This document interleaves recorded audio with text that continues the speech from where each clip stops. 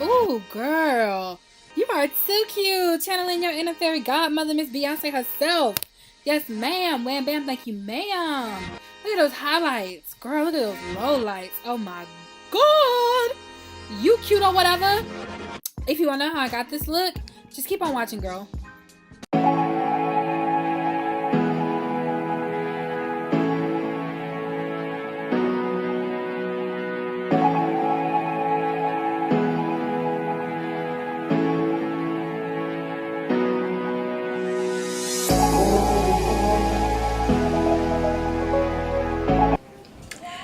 What's up, and thank you for watching all of my videos. I'm Stephanie, just in case you didn't know. In today's video, I'm showing you how I got this really like Beyonce, like old school Beyonce, because she's gone like a little bit lighter than like her normal color, but like really old school Beyonce, like that in her prime, like at the very like beginning of the height of her career, because she's still in the height of, girl, I'm digging in my nose, my bad, but she's still in the height of her career. Like a real look, real like summertime fine type of hair, balayage color with like the two like trendy bright blonde pieces in the front. I'm honestly absolutely obsessed with this hair. I love how it came out. I put some wand curls in it. I don't show you how I do the wand curls. If you want a video on how I curl and style my hair, just let me know, and we can get that show popping. Yeah, so yeah, I don't know how I feel about this makeup. Well, really the eyelashes, because the makeup's bomb. One thing I did is that when it comes to the makeup, but like I tried to do like the whole like trendy thing with the lashes. Like first of all, these lashes, I feel like I'm gonna fly away and just flutter away from around here. And I just like the bottom, like little peak lashes. Both my best friend and my mom don't like them. They call me a clown, but that's neither here nor there. I thought it came out really cute. I'm actually liking it. So don't talk about me in the comments, okay? Okay. So anyway, yeah, so if you really want to know, so if you want to know how I got this hair and everything, I don't show you how I constructed the wig, like as far as like how I make it. I did just recently make a how to make a lace front wig, so check the description bar down below. I also have that listed here for you. Is it here or is it here? I have it listed in the cards up here for you, the how I did like the Nicki Minaj inspired hair, slash how to make a lace front wig. That is that video going very in depth on how I sew, hand sew, and all that good stuff. So yeah, I'm rambling. I don't want to have this intro be too long, so without further ado, let's go ahead and jump right into the video. Oh wait, pause, skirt. Before we get into the video, don't forget to subscribe, and while you're subscribing, also go ahead and hit that bell button and go ahead and give this video a big thumbs up and let me know that you did like it, and down in the comment section below, and if you have any ideas or you wanna just tell me what you're mad about today in the comments and let me know. And so yeah, without further ado, let's go ahead and jump right into the video. Bye guys. Mwah. Okay, so we are starting from the beginning, the Genesis, when God made man, Adam and Eve. Starting from the very beginning. So this was about a week's long process. I'm going to let you know. I decided to let the hair air dry majority in between sessions, just to give it like that break, because I didn't want to put too much heat on it, because you know this ain't growing from my scalp, girl. Once it's done, it's done, or whatever. So I wanted just do it as a slow process. This was not a overnight thing. This was not a one day type of thing. Sorry, hate to tell you, but it wasn't. So this is day one of the process. Starting off with the wig already made. Like I told you before, I like to have my wigs already made before I do any kind of coloring to the hair, just because it's easier for me to like figure out where I want highlights, lowlights, all that good stuff. So anyway, as you saw, we went ahead and already separated the two bright parts in the very beginning. Those two like Sierra inspired little bang pieces where that's going to be the lightest. So I want that to be the absolute very first thing that the bleach touches, so that way it'll process the longest. So with that processing the longest, going to automatically always be the lightest part of the hair. So I already got it part off. As you can see, what I'm doing is I'm going ahead and I'm painting the bleach. I used blue bleach. I didn't use the regular white bleach because I didn't want that brassiness to be in there, even though we did use purple shampoo to color correct, kind of, sort of, but I didn't want the white bleach because it's just more of a process. So we're using blue bleach, 40 volume developer. I'm showing you right now how I painted the color on. So as you can see, I did switch how I was brushing the actual bleach on at the very top of the hair. I'm switching to a more, vertical stance, because I want to make sure that there is going to be like that grown out effect when it comes to all of the coloring process. What I'm doing now is I'm putting the pieces in foil. We're gonna cook for the first process, which is why, like I said, it's gonna take about a week for this to happen. So very most important, crucial part, I went ahead and zoomed in for us. I'm showing you how I'm doing the weaving process. What the weaving process is when you're doing highlights, this helps to make sure that this is what allows you to create highlights and lowlights, is doing this right here, this weaving process. What you want to do is you want to weave in your comb. You want to make sure it's a rat tail comb. It doesn't have to be a metal one, but you want to make sure that it's a rat tail comb, and you want to weave through the hair, go up and down, and this allows you to not get every single piece every single time, which is why I like to make sure that I do coloring with an actual head and not tracks, like all like combed out, all like laid out or whatever, because this, you can't do this. So now what I'm doing, I'm back combing the hair that I'm going to do. As you saw, I weaved twice, and now this very bottom section, this is what we're going to start off with. I'm going to back comb a couple of times, as you saw. We're going to put the foil down, and we're going to start the coloring process. What I like to do is start in the middle of the hair shafts. I have my hand underneath it, and I just start painting on the actual bleach. And then I go work my way down to the ends. I saturate as much as possible on the actual ends, just because that's where we always want to make sure that the lightest is at of the hair. And then when we go into the like little hornet's nest that we just made, you want to once again switch your comb or brush or whatever you're using to a vertical stance, because this allows for the bleach to be put on in a grown out effect on the actual hair, so that way there's no boom straight line of demarcation or anything like that, which is once again why I like to do coloring on the actual head with a wig already made. Even if it is like a wig that you bought, you don't necessarily have to make it. This is what I like to do because it helps me create this.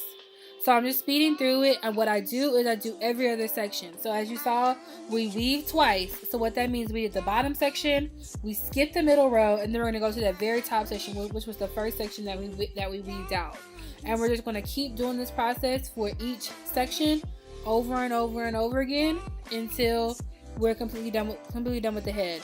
I like to work in small sections, so I go from side to side, and I just keep doing the same process where I start in the middle of the hair shafts, work my way down, flip over. You want to make sure that every part of your section that you are going to color is completely saturated, so you want to go back and forth, well, up and down, to the top, to the bottom, all that good stuff. And then as you can see here, the way that the placement really does help, because as you can see, not every hair shaft is actually colored in that track or whatever, so keep going.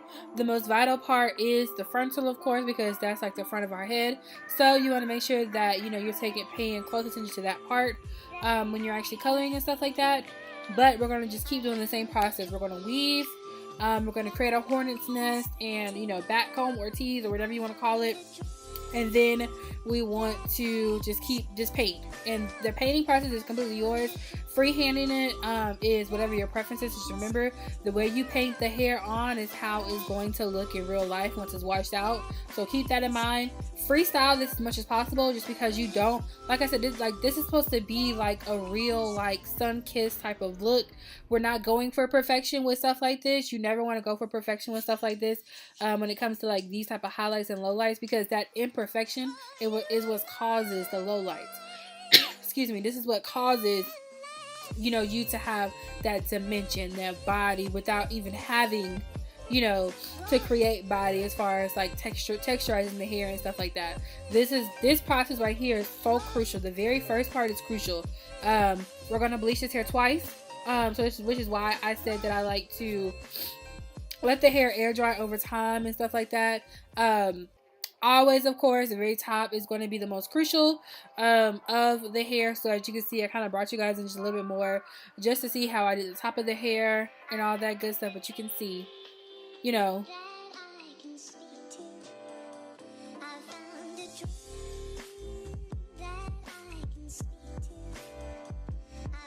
so now here we are, day 2 or 3. No, this is the same night because this hair is washed. What I did was I washed it with purple shampoo. I used the actual Shimmering Lights brand shampoo. Washed it, let it sit in the hair for about like 5-10 minutes, and then I have the Garnier, like the whole blends, coconut and whatever it is, the brown bottle conditioner, and I went ahead and just let it sit in the conditioner for a good minute, because you know we are like, you know, we wham bam, you know, 1-2 knockout punch with this hair. So you want to make sure it's conditioned as much as possible. This is it, like a couple of days, like 2 days later, with it actually being air dried. We're going in for process 2 now. As you can see, once again, we're going to start with the Sierra pieces, is what I'm calling them. The 1-2 step Sierra pieces. Let me see you 1-2 step. You know, we're going to go in with that first. I always want to go in with that. I'm still using 40 volume developer at this point as well. Like I said, you want to always really focus on these 2 pieces, because you want these to be your lightest pieces here in the front. And so with them processing the longest, with you going in first with these 2 pieces, they're going to always be the lightest because they process the longest, you know, all that good stuff. We're going to cook this bad boy in the front. Now in the back, we're not going to actually use foil anymore. We're actually going to be using plastic wrap. And you know, you came to Stephanie's ghettofied salon. You know, I am a kitchen beautician to the fullest extent of the word. As you can see, like that's the clip glue I use the bucket. Anyway, I am a kitchen beautician to the absolute word. Like this is foil from the kitchen. You know what I'm saying? Like kitchen beautician, that is me. I am her. We are the same. We are one. I am her. She is me. Kitchen beautician. So now we're going to go ahead and start working on the back. As you can already see from process 1, not every hair strand is covered, but look at that dimension. It's highlights, it's lowlights. If you don't want to go lighter than this, you can stop at this exact point, and you can just go straight into the toner section. Or you can do what we're doing, and we're going to go ahead and we're going to just start working on the second process of this hair. You can technically process this hair 3 different times if you want to get it as light as possible if you want, and just keep using 40 developer. I would even suggest using 50 if you're trying to go like absolutely light. But just make sure when you're using 50, like anything over 30, you want to really wash the hair and make sure that you don't overcook this hair, you know. So on the second time, we're actually freehanding this now. I'm still doing the weaving process, just not as meticulous as I was the first time. We're not creating a hornet's nest this time on the second go around. As you can see, I'm still ducking and weaving and bobbing, still doing that. I'm using the comb of the actual brush now, instead of the comb, because I'm not gonna lie to you, I lost the comb, which is why I'm using the brush. But we're still doing the ducking and dodging, the weaving and the boop boop, whatever. We're still doing that, but we're freehanding and we're just like letting the hair sit. I'm just going forth and just going into pieces, weaving and ducking and dodging, picking which pieces I want to add color, which pieces I don't want to add color to, and all that good stuff. And yeah. So here's what I said: kitchen beautician to the fullest. I end up getting a new blow dryer because my old blow dryer overheated, like the shit like literally caught on fire on the inside. So I got a new blow dryer. This is the actual plastic wrap that came with the blow dryer. I cut it from a bag to a flat sheet because I couldn't find the saran wrap, and my mom would have killed me if I would have used up all her like kitchen, saran wrap if I could even find it. And next time we're using trash bags, so like Target bags. So yeah, kitchen beautician to the full extent. You gotta do what you gotta do, baby. So this is one of the last sections I'm showing you that I actually did this middle crown section. I did it into 4 different pieces. I'm showing you now the pieces that I took out. The 2 that I'm pulling on that you're seeing like actually in clips that are on the right hand side, right? Yeah, they were on the right hand side when I was pulling them. Those are the pieces that I'm actually going to color. And then this one, and then the one that has the actual clip at the very top, that zebra clip, that's the one that I'm going to color. And I'm just showing you, I just showed you like how I just took them apart or whatever. But yeah, I'm just going to go ahead and let you watch me for this next couple of minutes, and I'll come back when it's time to tone.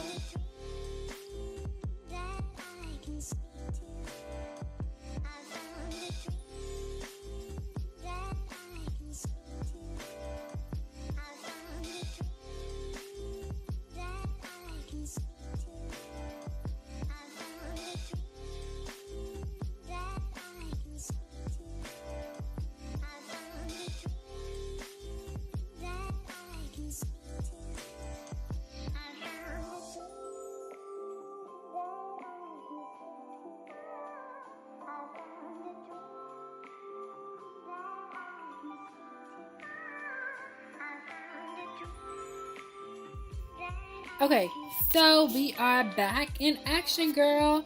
So this is the second go around how it turns out. I'm just showing you the wet look so you can get a feel of everything. Like I said, I let it dry overnight, and voila, magic, it's dry. Of course, it's the next day. As you can see, we're on shirt number 5. So these are the 3 colors that we're going to use: 35, 28, and 11. 11 is going to be for the Sierra 1-2 step and for the ends of the hair, because we want to make sure the ends are the lightest. So what you do is with this product, you do 2 times developer per bottle. So what that means is, I'm showing you now, you're filling up the bottle twice with developer for every time that you emptied out one of these bottles. So this is the second go around. So I'm showing you now. I used the 2 compartments of the bottle. This one that we're mixing up right now is the 11, and then I mixed the other 2, the 25 and whatever. I mixed those together on the other side because we're going to just dump that all over the hair for the other side.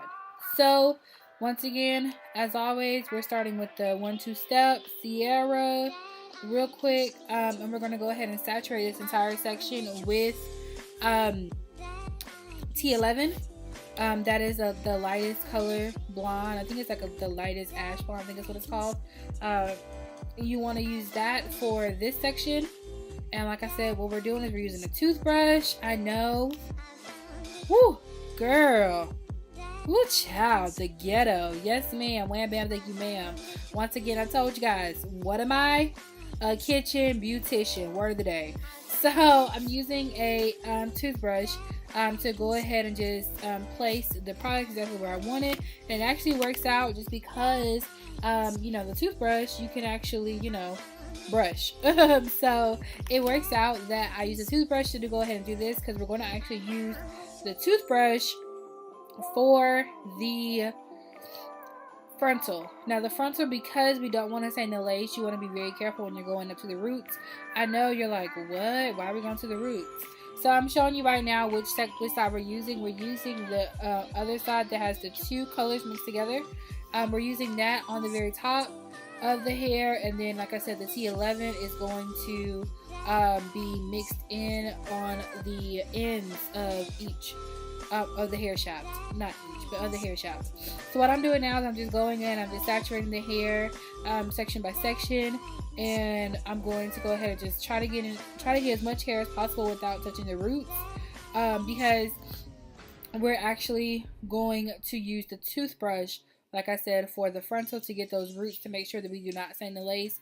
Because, girl, staining the lace is so hard to get the stains out, and it's not going to be realistic when you try to part and you're trying to do the whole, like, you know, hair blowing in the face type of thing. Like, when the wind gets to blowing and the hair gets to swooshing, you're going to see spots. And so we did all this hard work. You don't want it to be in vain, so you want to make sure that we're not staining the lace. So as you can see here, we're using the toothbrush, and we're going to go in section by section. We're going to use the toothbrush to part line by line of the frontal, just to make sure that we are not touching that lace, girl, because we don't want to touch that. We don't want to touch that. So I'm just showing you now, going through the first half of the frontal, using the toothbrush.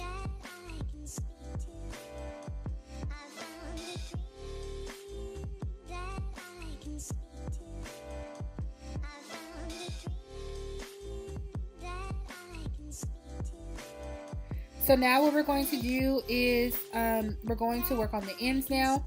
What I'm doing now is just like complete messiness, complete freestyle right here, right now. You want to dump your hand into the 11 that's on the left hand side of that bowl that you saw, the smaller section, and we're going to completely saturate the hair. And this, I know you can't see me, my bad, girl. That's on me. That's on me all my life. My bad.